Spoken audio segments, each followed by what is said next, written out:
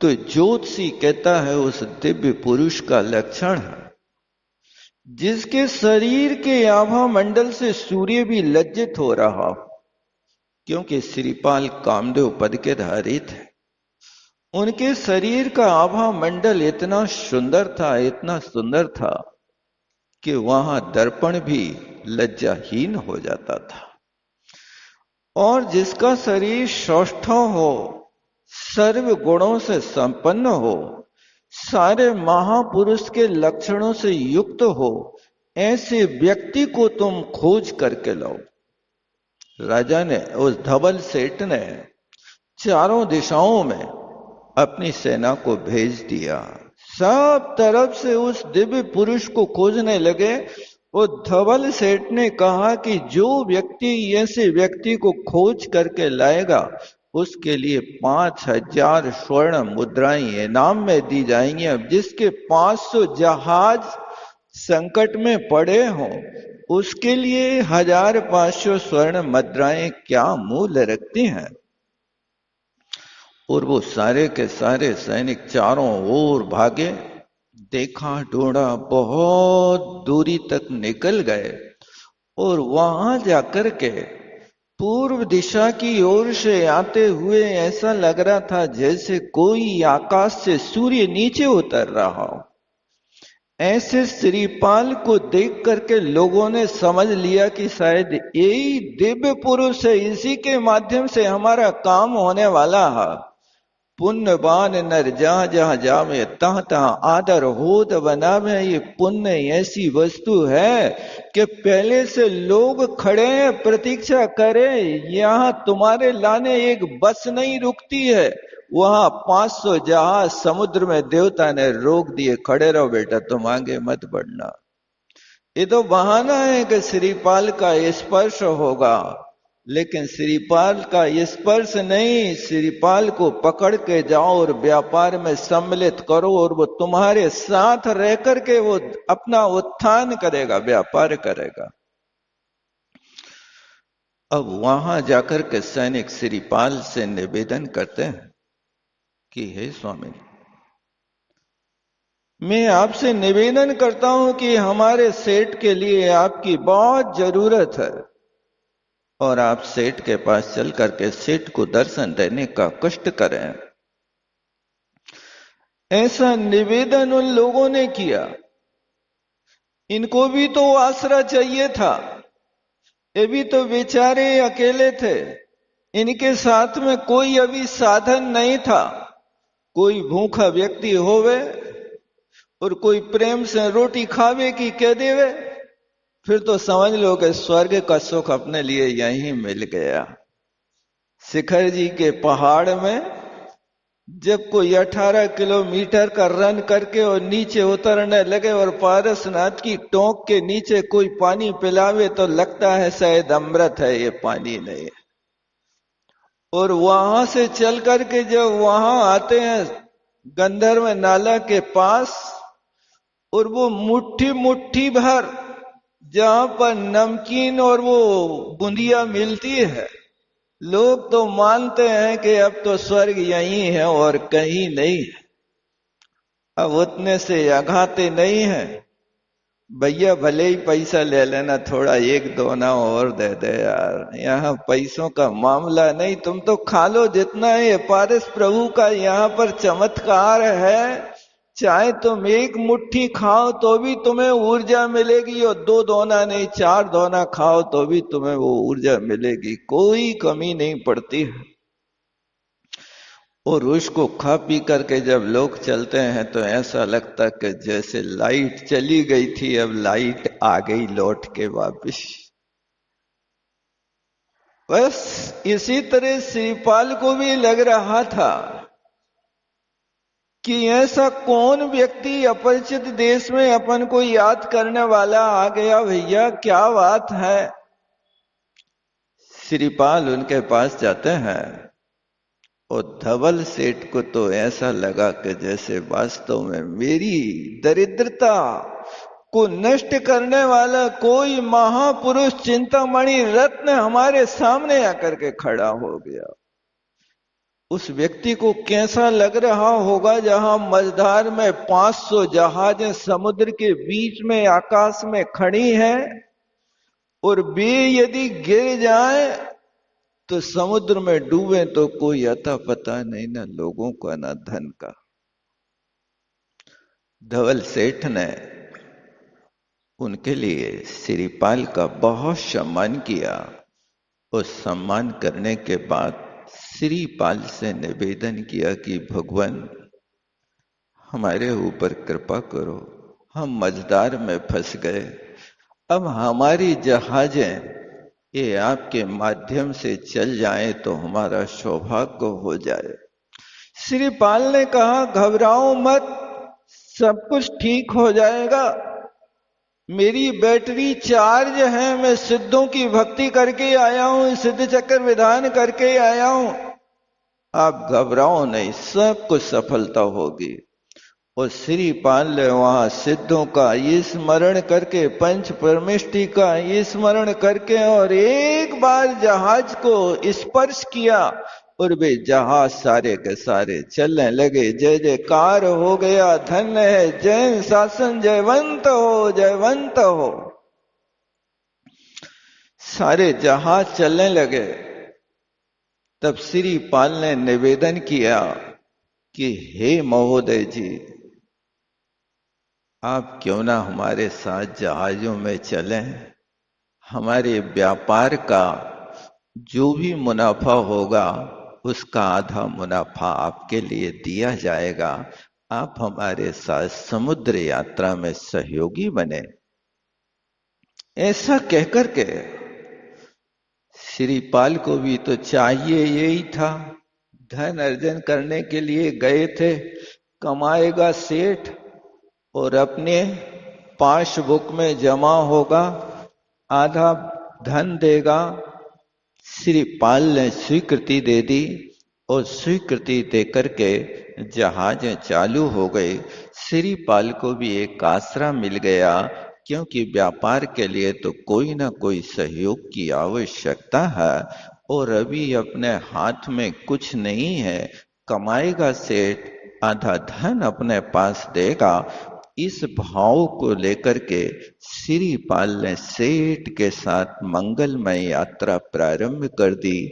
सारी जहाजें चल रही हैं और श्रीपाल एक स्थान पर बैठ करके सिद्धों का स्मरण करते हुए, हे परमात्मा धन्य है आपका, कैसा चमत्कार है कि मुझ जैसे अभागे व्यक्ति के लिए आपने ये व्यवस्था बना दी, व्यापार की व्यवस्था बना दी। अब मेरे हाथ में पूंजी होगी और मैं अब सब कुछ कर सकता हूं। ऐसी अंदर की भावना इनकी चल रही थी और भाग्य की चीज की वो जैसे ही समुद्र के बीच में जहाज पहुंची और जहाज वहां समुद्र के बीच में पहुंचते ही उस साइड एक बर्बर नाम का देश था। उस बर्बर नाम के देश में डाकुओं का बहुत ज्यादा बोलबाला था।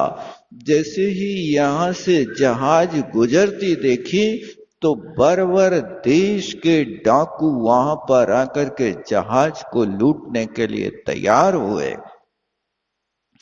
अब यहां पर जहाजों में हाहाकार मच गया, सारे के सारे लोग घबरा गए और इनने आकर के यहां धावा बोल दिया।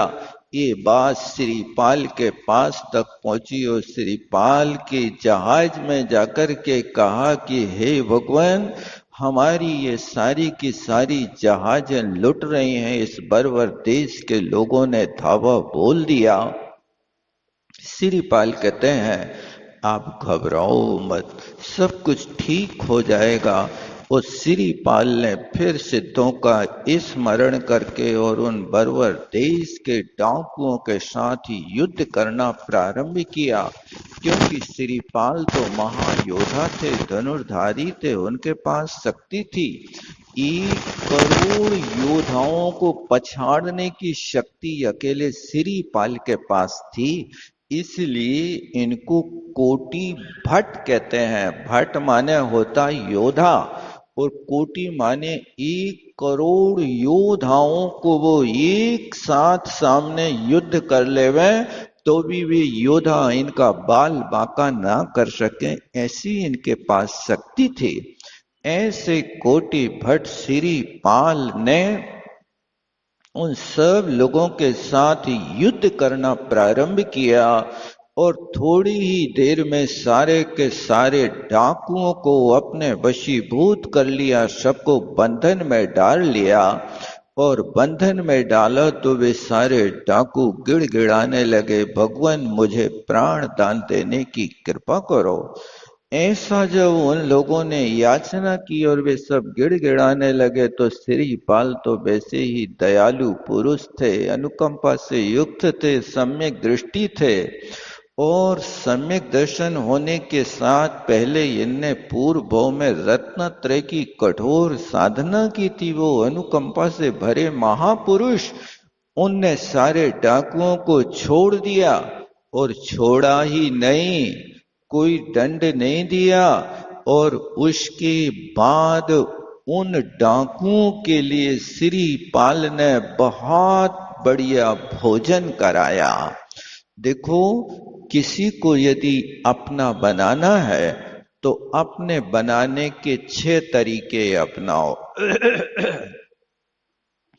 ये 6 तरीके जो व्यक्ति अपना बनाने के लिए अपना लेता है, वो व्यक्ति का हर व्यक्ति दुश्मन भी उसका साथी हो जाता है। इसलिए अपने बनाने के तरीके हैं कि सबसे पहले कैसा भी व्यक्ति हो उसको बहुत बढ़िया भोजन कराओ। भोजन कराना ये कैसी वस्तु है कि आपके भोजन से यदि सामने वाला व्यक्ति संतुष्ट हो गया तो वो आपकी हर बात को स्वीकार करेगा, गुलामी स्वीकार कर लेगा। इसलिए लोग आजकल हर किसी को नाश्ता कराने की आदत बना चुके हैं। नहीं बना लिया आदत? अरे आओ नाश्ता कर लो, एक कचौड़ी खा लो और चाय पी लो। एक खान पान जो भी होता है, चाय होता तो चाय पिला देते हैं, कचौड़ी होती तो कचौड़ी खिला देते हैं। इससे वात्सल्य बढ़ता है, इसीलिए इसका नाम प्रीति भोज होता। वात्सल्य भोज या प्रीति भोज ऐसा कहा जाता है, यानी परस्पर में दो टूटे हुए दिलों का जहां जुड़ना होता है वो भोजन से होता है। इसलिए कभी किसी से यदि बिगड़ जाए, दुश्मनी हो जाए तो बहुत प्रेम से उनको भोजन करा दो। यही होता जब परिवार में भी लोग बिछुड़ जाते हैं और परिवार के लोग एक दूसरे के दुश्मन बन जाते हैं, तो हमेशा ध्यान रखना कि जो लोग दुश्मन बने हैं उनको निमंत्रण करके उनकी रुचि के अनुसार भोजन करा दो। आप वो किस चीज में रुचि रखते हैं। आपने देखा होगा रामायण में कि जब बाली राम की सेना में जाके मिल गया तो रावण को लगा कि बाली तो बहुत शक्तिशाली योद्धा हमारे पक्ष से निकल गया। तब उस समय रावण ने अपने मंत्रियों से कहा कि तुम जाकर के पता करो कि बाली की, सुग्रीव की रुचि किसमें है, वो कौन सी चीज के लिए ज्यादा लाइक करता है। तब वहां जाकर के उसके गुप्तचरों ने सुग्रीव की रुचि देखी और वो रुचि का पता लगाया और रुचि का पता लगा करके फिर रावण से कहा कि सुग्रीव की इस वस्तु में रुचि है। तब रावण ने कहा, जाओ तुम इन वस्तुओं से सुग्रीव को लाद दो ताकि वो अपना हो जाए। लेकिन सुग्रीव ने कहा कि आप हमारे लिए इस बार कुछ भी कहें, लेकिन मैं वचनबद्ध हूं कि मुझे दो चीजें रामचंद्र जी ने प्राप्त कराई हैं, एक मेरी पत्नी और दूसरा राज्य। मैं राम को छोड़ करके अब कहीं नहीं जा सकता, ये दोनों चीजें मेरी रुचिकर थी। तब रावण ने कहा था कि जाओ सुग्रीव को आधा राज्य देने की घोषणा कर दो, उसको राज्य चाहिए, राज्य दे दो। और वो यदि पत्नी से संतुष्ट होता है तो 1000 कन्याएं भी उनके लिए भेंट कर दो, वो अपने पक्ष में आ जाए। ऐसा रावण ने प्रलोभन दिया था, लेकिन सुग्रीव ने उसको ठुकरा दिया था। तो अपना बनाने के लिए हमेशा ऐसे कुछ काम किए जाते हैं। तो यहां पर व्यक्ति को अपना बनाना है तो उसको सबसे पहले आप भोजन कराओ। और भोजन कराने के साथ में दूसरा कारण है कि आप इस तरह से ना करें, भैया भूखे हो तो आ जाइए हमारे घरे रोटी खा लेंगे, इससे प्रेम नहीं बदलेगा। भूखा व्यक्ति भी होगा तो भी कहेगा कि हम भूख से मर सकते हैं, लेकिन तुम्हारे यहां बयाना सम्मान के नहीं जा सकते। इसलिए भोजन खिलाने के पहले आपको अपनी वात्सल्यमयी वाणी से उसको तृप्त करना होगा। आपकी वाणी से यदि सामने वाला तृप्त होता है तो बिना भोजन के भी वो तुमसे प्रसन्न हो सकता है। और यदि आपकी वाणी, आपकी टोन सही नहीं है तो आप राज्य भी दे दो तो भी व्यक्ति संतुष्ट नहीं हो सकता। आपने किसी अतिथि को बुलाया, बहुत अच्छा भोजन कराया, 56 भोग कराया, और आपने इतना प्रेम और इतनी भक्ति दिखाई कि उस भक्ति को दिखा करके सामने वाला व्यक्ति लट्टू हो गया। अब भोजन करने के बाद जब आपके घर लौटने का अवसर आया और आपने उस व्यक्ति से जाते जाते पूछ लिया, भाई साहब हमारे घर का भोजन कैसा लगा? उसने कहा थे आपने तो ऐसा भोजन कराया, ऐसा भोजन कराया कि जैसे कोई अपने जमाई को भोजन नहीं कराता, ऐसा तुमने हमारे लिए भोजन कराया। ऐसी एक दूसरे के परस्पर में ये मीठे वार्तालाप चल रहे थे। इसी मीठे वार्तालाप चलते चलते उस भोजन कराने वाले व्यक्ति ने जाते जाते एक बात पूछ ली, काहे भाई साहब एक बात तो बताओ, ऐसा भोजन कभी तुम्हारे बाप ने खाया कि नहीं खाया? क्या होगा इस पूछने का अर्थ? पूछने का अधिकारी तो है, बाधा थोड़ी है, पूछ सकता है क्या बात? अरे हमने जैसा भोजन कराया ऐसे तुम्हारे बाप ने कभी किया कि नहीं किया? उनने खिलाया कि नहीं खिलाया? बात प्रश्न तो है, लेकिन बहुत कटु प्रश्न, किसी के गले नहीं उतरेगा। तुमने जितनी भक्ति करी, तुमने जितना दान दिया, तुमने जो कुछ भी किया, वो सारा का सारा माटी बन गया, अमृत नहीं रहेगा। अब सामने वाला पात्र हमेशा याद रखेगा कि इस दाता को हमेशा ध्यान रखना कि दाता के प्रश्न बहुत तीखे होते हैं। कभी इसकी पट्टी पर चढ़ करके आप एक गिलास पानी मत पी लेना, ऐसा वो मन में विचार करता है। तो यहां पर जरूरत है आपके वात्सल्य की। काम जितने बिगड़ते हैं वो आपके बोलने के तरीके से बिगड़ते हैं। व्यक्ति को आपकी बात बुरी नहीं लगती, लेकिन आपकी टोन बुरी लगती है। उस टोन को बदलने की कोशिश करो। इसलिए दूसरा कारण है कि कोई तुम्हारे यहां आवे तो बहुत प्रेम से मिलना, झुंझलाना नहीं, उसके प्रति आंखें मोड़ना नहीं, उसके प्रति उपेक्षा करना नहीं, जितना हो सके उसको स्नेह की बारिश कर दो। ये दूसरा कारण है कि आने पर प्रेम से मिलना। और तीसरा कारण है जाने पर भेजने जाना। वो जाने लगे तो प्रेम से भेजो। अब आए थे बिना बुलाए, चले जाए, कोई रास्ता नहीं देखो उनने। जब आ गए वहां से यहां तक तो पहुंचने पाका होते तक इतना कहां समय है हमारे पास। ये अन्याय है। आपने अपने बनाने वाले व्यवहार में उस व्यवहार के महल का एक स्तंभ धराशायी कर दिया। अब वो व्यक्ति तुम्हारा नहीं बन पाएगा।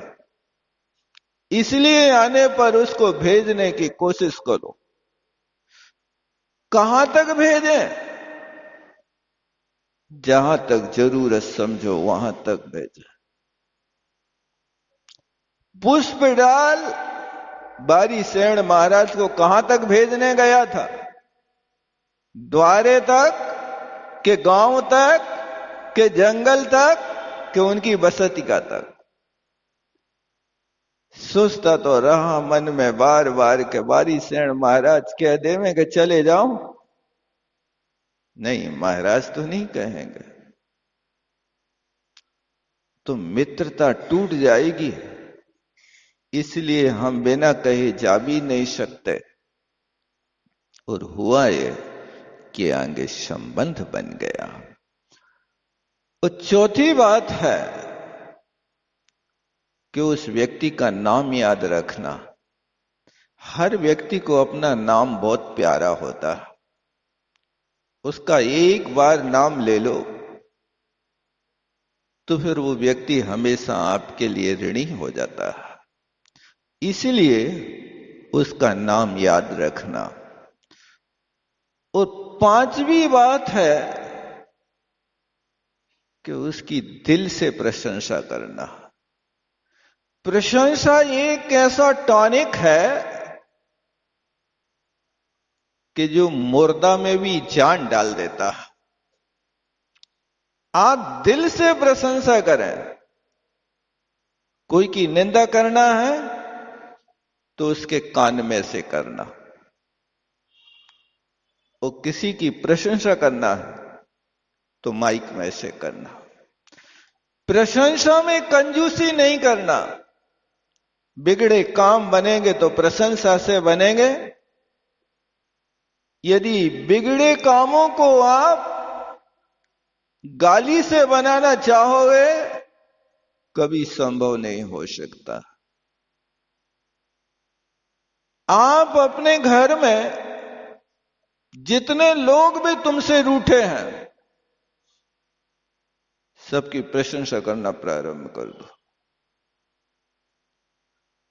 क्या करें, उनका स्वभाव इतना तेज है। नहीं, तेज स्वभाव को भी ठंडा किया जाता है और ठंडे को भी तेज किया जाता है। भाई साहब, आग को भी आप ठंडी कर लेते कि नहीं? वो करंट यदि तुम्हारे पास आ जाए तो जला देगा, और वही करंट यदि फ्रिज में लग जाए तो हर वस्तु को ठंडा कर देता है, नहीं कर देता? और वो फ्रिज में रखी हुई वस्तु आप खाते हो आइसक्रीम जैसी, तो जीभ ठंडी पड़ जाती है। वो फ्रिज को ठंडा किया किसने? आग ने किया कि पानी ने किया? बताओ।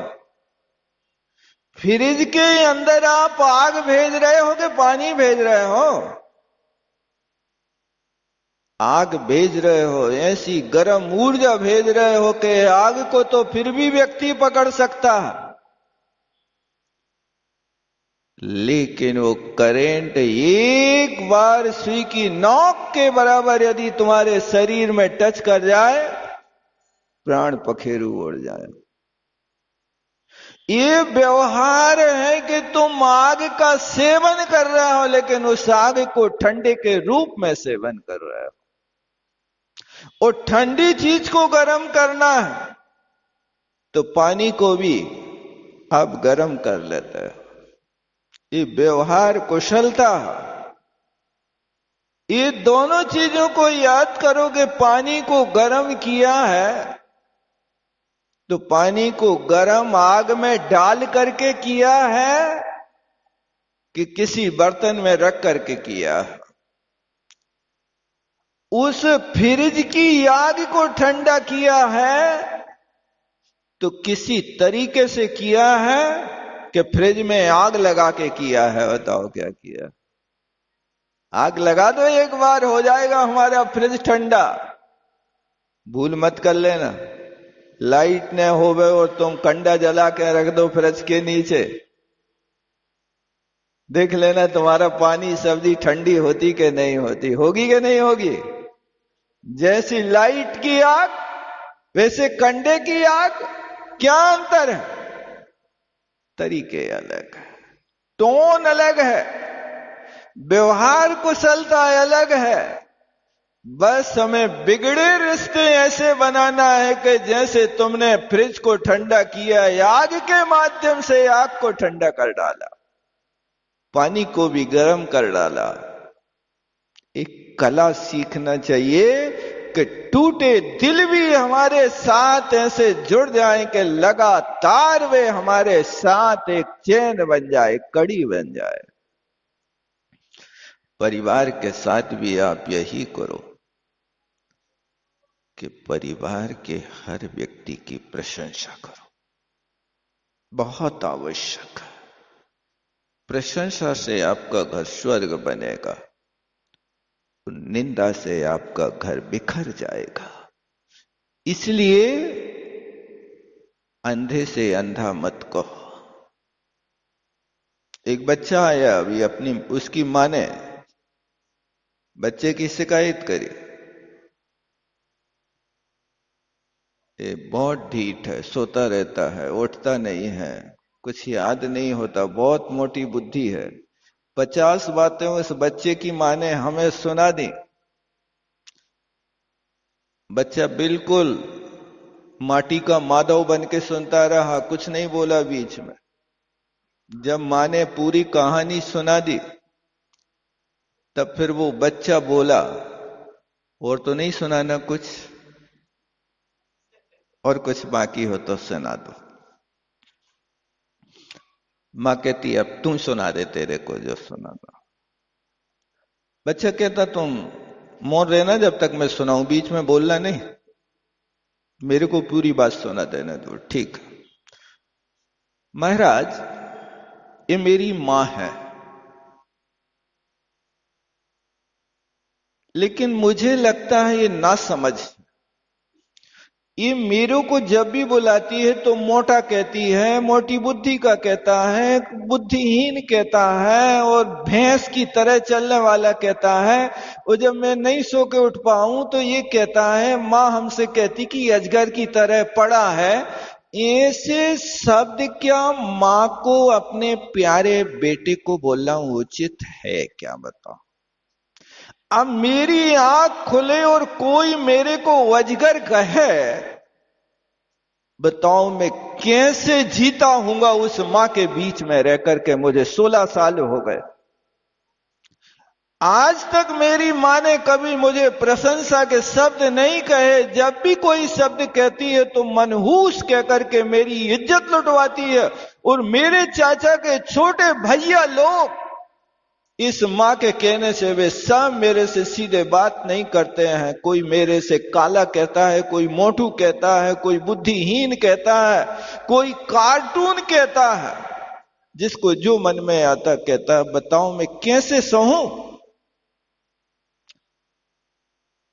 वो बच्चा अभी आया कल परसों पिछी परिवर्तन में, और उस बच्चे ने कहा कि महाराज मुझे ऐसा आशीर्वाद दो कि मैं इन सबके इन दुर्वचनों को सहन करते हुए मोक्ष मार्ग में बढ़ जाऊं।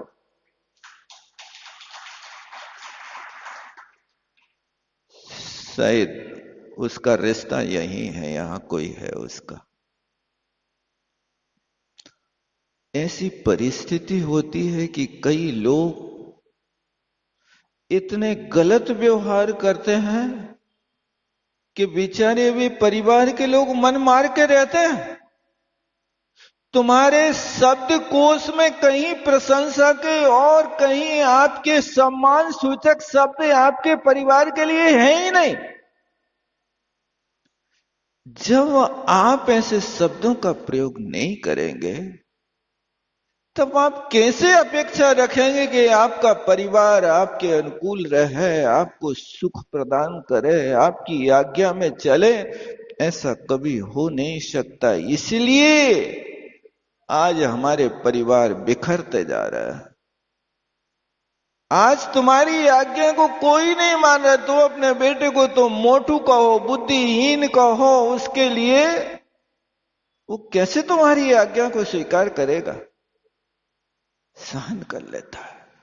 इसलिए उनको भी दिल से प्रशंसा करो, और प्रशंसा करके व्यक्ति के दिल को जीतने की कोशिश करो।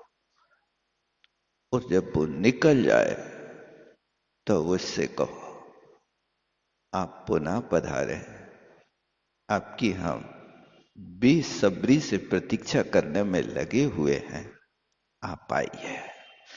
इन 6 बातों से व्यक्ति अपना बनता है।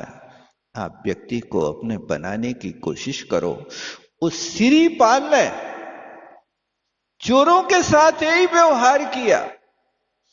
वे आए थे चोर चोरी करने, ऐसा सुंदर व्यवहार सिरीपाल ने किया और उन चोरों के दिल जीत लाए।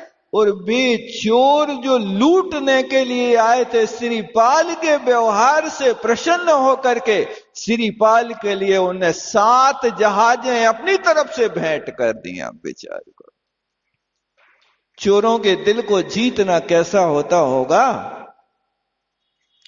वे जो 500 जहाज लूटने आए थे, उनने अपनी 7 जहाजें सिरीपाल को भेंट कर दी और कहा कि आप जैसा वास्तव में व्यवहार कुशल व्यक्ति आज तक मुझे अपने जीवन में नहीं मिला। इसलिए मैं आपसे निवेदन करता हूं कि ये मेरी तुच्छ भेंट स्वीकार कर लो। ये भोजन से संतुष्ट होकर के फिर इन चोरों ने सिरीपाल की वो स्तुति की कि जैसे इंद्र भगवान की स्तुति करता है, ऐसे सिरीपाल की स्तुति की। क्या आपके अंदर इतनी व्यवहार कुशलता है कि आपका दुश्मन आपकी आरती उतारने लगे? क्या आपके पास ऐसी मीठी शब्द वर्गणा है कि सामने वाले का जख्म सूख जाए? नहीं हो पाता, ये नहीं हो पाता। इसलिए आचार्यों ने लिखा है कि किसको किससे बस में करना, ये बस में करने के तरीके हैं। यदि आप हर किसी व्यक्ति को अपने बस में करना चाहते हो, अपने अनुकूल चलाना चाहते हो, तो आचार्यों ने लिखा है कि गुरु को भी बस में करते हो। तो गुरु को बस में करने के लिए 3 चीजों की आवश्यकता है: विनय की, सेवा की और प्रशंसा की। इन 3 चीजों से गुरु प्रसन्न होते हैं। आप विनय संपन्न होकर के गुरु के चरणों में सर को समर्पण कर दो।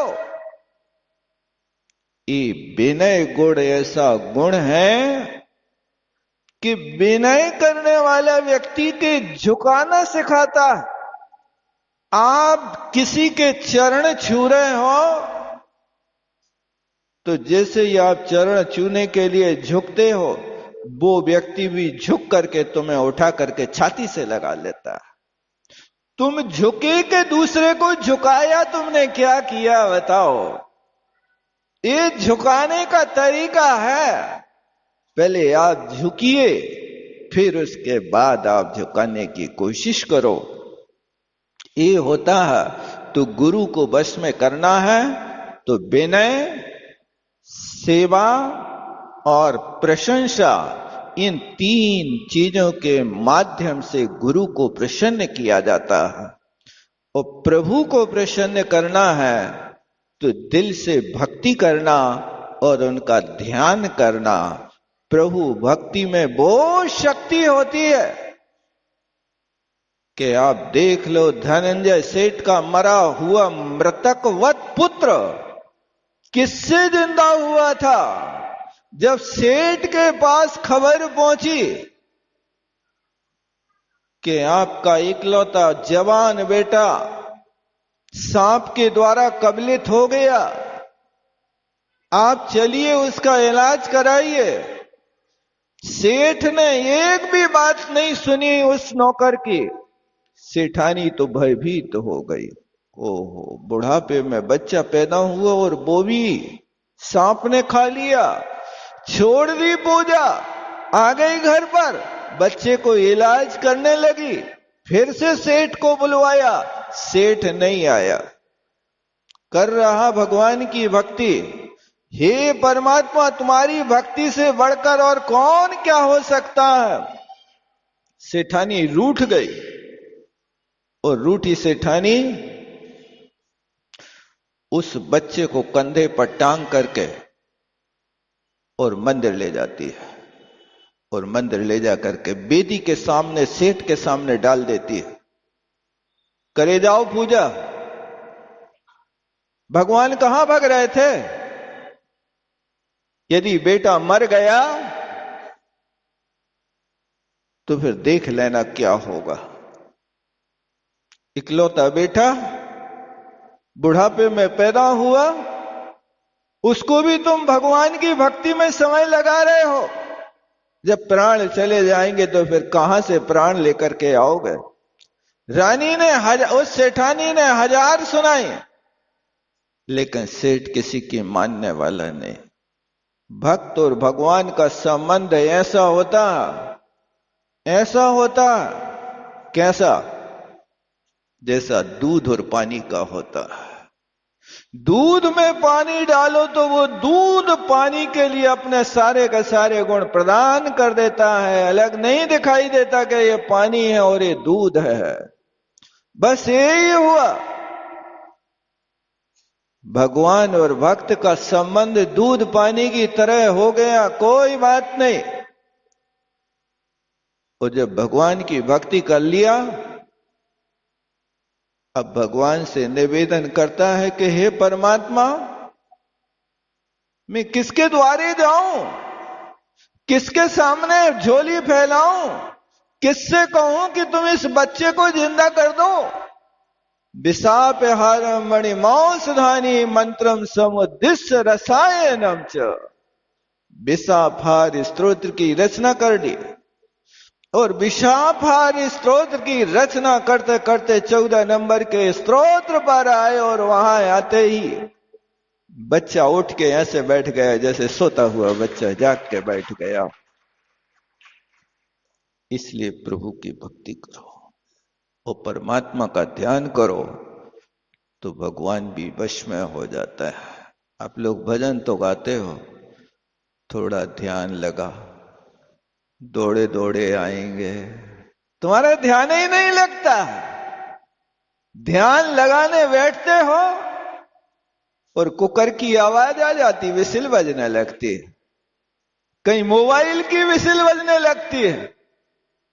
अब क्या करें?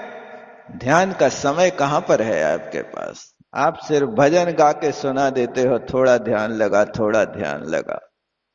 ये सिर्फ दूसरों को सुनाने की बात होती है, लेकिन आचरण में नहीं होता। इसलिए लोभी को बस में करना है तो उसको धन दे दो। लोभी को बस में करने का तरीका है उसको धन से सिर से पैर तक डुबो दो धन में, जो चाहिए ले ले, वो तुम्हारे पगचंपी करेगा, तुम्हारे वश में होगा। और बच्चों को बस में करना है तो प्रेम से करो। प्रेम की कहानी अलग होती है। बच्चे प्रेम चाहते हैं, नाराजी नहीं चाहते हैं। आप उनको दिल से प्रेम दो, वे तुम्हारे पीछे दौड़ लगाएंगे। और यदि तुम नाराजी दोगे तो वे तुम्हें देख करके भाग जाएंगे। और बड़ों को बस में करना है तो बड़ों को बस में सम्मान से किया जाता है। आप जीवन में याद रखना, अपने घर को स्वर्ग बनाना चाहते हो तो दो काम अपनाना शुरू कर लो। बड़ों की विनय और छोटों को वात्सल्य देना प्रारंभ कर दो, तुम्हारा घर स्वर्ग बन जाएगा। कभी तुम्हारे घर में झगड़े होंगे ही नहीं। जिसकी विनय करोगे वो कभी लड़ाई करेगा कि नहीं करेगा? अरे चरण छूने से व्यक्ति प्रसन्न होता है कि नाराज होता है? देख लो आप। अरे हम तो उनसे 10 बार क्षमा मांग चुके, लेकिन वे सीधे बातें ही नहीं करते। तुम्हारी क्षमा मांगने की टोन ही ठीक नहीं है। तुम्हें क्षमा करना हो तो कर दियो, नहीं तो चूल्हे में जाओ। ये क्षमा मांगने के तरीके हैं। जब चूल्हे में भेज रहे हो तो वो क्षमा करेगा कि तुम्हें चूल्हे में डालेगा? तरीके बदलिए आप तरीके बदलेंगे, आपका जीवन बदल जाएगा। इसलिए घर को सुखी बनाने के लिए बस 2 ही काम करना। जहां तक हो बड़ों की खूब विनय करना, शर्म नहीं करना विनय करने में, पांव छूने में शर्म नहीं करना। नहीं तो लोग समझते हैं कि अरे ये तो इनसे दबे रहते हैं। विनय करना दब्बू प्रकृति नहीं है। विनय करना ये तो वीरों का काम है। विनय करना महावीर बनाने का काम है। इसलिए इसमें लाज नहीं करना। जहां भी विनय का स्थान होवे कर देना समर्पित। शीश दिए यदि गुरु मिले तो भी सस्ता जान। वो एकलव्य कह रहा है, अरे तुमने तो अंगूठा मांगा, बहुत थोड़ा मांगा महाराज। तुम तो गर्दन भी मांगो तो भी सस्ते हो। इसी तरह यहां पर भी यदि बड़ों के लिए समर्पण करना पड़े, साष्टांग गिर जाना चरणों में, तुम्हें सब कुछ मिलेगा। विद्या और वित्त हमेशा विनय से मिलती है। विद्या चाहिए, विनय करो। वित्त माने धन चाहिए तो धनवान के यहां जाकर के उसका सम्मान करो, तब मिलेगा। यदि पिता के चरण स्पर्श करो तो वो पीठ पे हाथ रख करके सारी संपत्ति तुम्हारे नाम से कर दे। और यदि तुम पिता से रूठ जाओ, हमने झुके और तुम्हें देना पड़े, बेटा तुम्हारी दशा बिगड़ जाएगी, कुछ भी नहीं मिलेगा। इसलिए विद्या और वित्त विनय से मिलता है, अहंकार से कभी उपलब्ध नहीं होता है। इसलिए बड़ों को यदि अपने बस में करना है तो सम्मान पूर्वक करो, और पत्नी को बस में करना है तो प्रशंसा करते रहो हमेशा। कभी कोई इनकी प्रशंसा करने वाला नहीं होता। आप परिवार के लोग हो, प्रशंसा तो नहीं करते हो और उल्टे सीधे शब्द बोलते रहते हो। थोड़ी सी जली रोटी पे चिट्ठ लग जाए तो आपका चित्त बदल जाता है। आपने कभी नहीं सोचा कि रोटी पे चिट्ठ लगी है तो कहीं कोई बिगुचन में फंसी होगी वो बेचारी, इसलिए रोटी जली है। कोई बात नहीं, आज जली रोटी का स्वाद ले लो, और फिर वो जली रोटी का स्वाद लेकर के आप उनकी प्रशंसा कहो आज आपने इतने मन से भोजन बनाया, इतने प्रेम से भोजन बनाया कि जली रोटी भी ऐसी लग रही थी जैसे बालूशाही खा रहे होवे। यदि ये प्रशंसा करना प्रारंभ कर दो तो ये खिले हुए चेहरे आपके चमन को गुलजार बना करके रखेंगे। हमेशा आपका हर रूपी बगीचा इस प्रसन्नता रूपी फूलों से खिला रहेगा।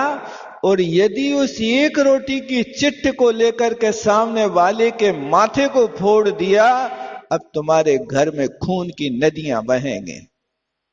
अब तुम्हारे यहां कभी भी वो बगीचा नहीं खिलेगा। इसलिए कोशिश करो कि आप प्रशंसा करना प्रारंभ कर दो।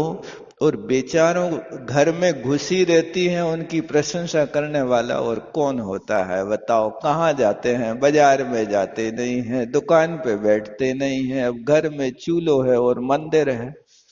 तो अब यदि तुम कर दो तो प्रसन्न रह सकते हो। इसलिए बीड़ा उठा लेना कि अब तो घर भर की प्रशंसा ही करना, चाहे कोई कुछ भी कहे। संभव है कि असंभव है? बहुत कठिन मामला है भाई साहब, सरल नहीं है ये व्रत को पालना। लेकिन तुम लोग अकेली प्रशंसा के लिए मत झूलना, थोड़ी तुम भी प्रशंसा करके देखना। नहीं तो क्या है, तुम प्रशंसा के लिए झोली फैलाए रहो और स्वयं कछूने को हो बाजार से आवे और वहां पसीना सूख न पाए और तुम कहो काय 50,000 की साड़ी लाए के नहीं लाए? भूल तो नहीं गए? जाओ, पानी बाद में, पहले साड़ी लाना। ये तुम्हें भी जरूरत है। धन्य है आप, कितनी मेहनत करते हो, इतनी धूप में बाहर घूमते रहते हो, प्रदूषण में रहते हो, इतनी गाड़ियों के बीच से गुजरते हो, कितने संघर्ष का जीवन जीते हो।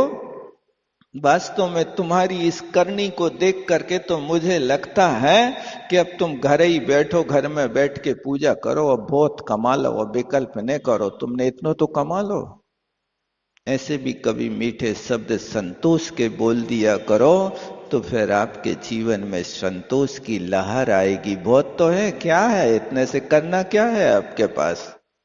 बच्चे पैर पे खड़े हो गए, अब तुम तो बैठो, माला ले लो हाथ में और ये सीख दिया करो कि अब मंडी के पास नहीं, अब तो मंदिर के पास गुजरो और माल तो कोई साथ ना चाले, माला चाले साथ। भैया, माल कोई साथ नहीं चलेगा, माला साथ चलेगी। अब कर लिया काम माल का, अब माला हाथ में ले लो। वो माला हाथ में जाएगी तो तुम्हारा मरण सुधर जाएगा, और माल कमाते रहोगे तो मरण बिगड़ जाएगा। और मां को प्रसन्न करना, बस में करना है, तो उनकी आज्ञा का पालन करना। ये व्यक्तियों के वश में करने के तरीके हैं। तो श्रीपाल ने उन चोरों को अपने वश में कर लिया। वे चोरों को भी अपने वश में करने वाला, चोरों से भी संपत्ति भेंट में लेने वाला कोई ऐसा बिरला पुरुष होता है कि जो अपने व्यवहार से उनकी संपत्ति को ले ले, अन्यथा तो वे आई थे लूटने के लिए। ऐसे श्रीपाल ने अपनी व्यवहार कुशलता से एक काम किया। अब आगे क्या होता है इसको बाद में देखें। बोलो आचार्य गुरुवर विद्यासागर जी महाराज। जावाणी के ज्ञान से सूझे लोका,